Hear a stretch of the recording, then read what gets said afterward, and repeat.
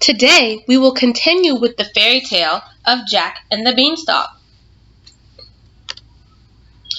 "Goodness gracious, it's my husband," said the giant's wife. "What on earth shall I do? Quick, jump in here!" And Jack jumped into the oven just as the giant came in. He was a big one, to be sure. He had 3 cows tied to his belt. He threw them down on the table and said rudely to his wife, "Here, wife, cook me a couple of these for breakfast. But wait, what's that I smell?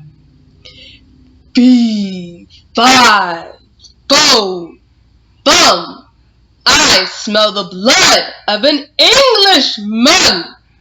"Now, dear," said his wife, "it's nothing but the leftover smell of that little boy you had for dinner yesterday.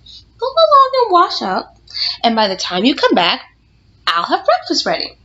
So the giant went off, and Jack was about to jump out of the oven when the woman whispered, "Wait till he's asleep. He always has a nap after breakfast." The giant gulped down his breakfast. Then he went to a giant chest and took out 2 big bags. He sat down, and from the bags he took out piles of gold coins. He began counting them very slowly. 1, 2, 3,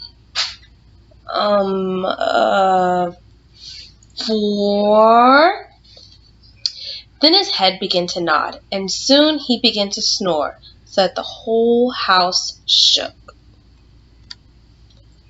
Jack crept out of the oven, tiptoed past the giant, grabbed one of the bags of gold, which he could barely lift, and ran lickety-split back to the beanstalk. He threw down the bag of gold, which fell kerplunk into his mother's gardens, then climbed down until at last he reached the ground. "Well, Mother," he said, "wasn't I right about the beans? They really are magic." For a while, Jack and his mother bought what they needed and a little more with the bag of gold. But at last the bag was empty, so Jack made up his mind to try his luck again. At the top of the beanstalk, he climbed and he climbed and he climbed, and once again, sure enough, there was the great tall woman standing on the doorstep of her house, and once again he asked for something to eat. "Go away, boy," said the woman, "or else my husband will eat you up for breakfast. But say, aren't you the youngster who came here once before? Do you know on that very day my husband lost one of his bags of gold?" "Did he now?" said Jack. "How very strange. Maybe I could help you find it. But I'm so hungry that first I must have something to eat." So the great tall woman gave him something to eat, but he had hardly taken a bite when, thump, thump, thump, they heard the giant's footsteps. Once again, the wife hid Jack in the oven. It all happened as it had before. In came the giant bellowing, "Bee! Bye! Bo! Bum!" Then, after gulping down 3 broiled oxen for breakfast, the giant said, "Wife, bring me my hen and my golden harp." The wife brought them. The giant looked at the hen and barked, "Lay!" And the hen laid an egg, all of gold. Then the giant looked at the golden harp and said, "Sing!" And the golden harp sang beautifully, and it went on singing until the giant fell asleep and started snoring like thunder.